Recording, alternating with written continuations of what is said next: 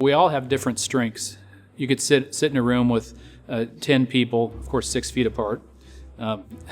You could sit in a room with people on your team, and without knowing and discussing each person's strengths, you may wonder why this person isn't more like you.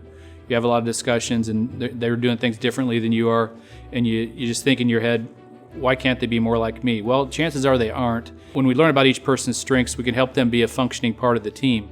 One of the most important engagement elements is having an opportunity for each person to do what they do best. The foundation for that is understanding what each person does best and putting them in a situation where they can develop around their individual strengths.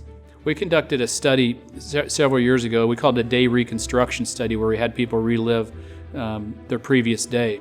And they told us what they did during the day, how much time they spent doing it.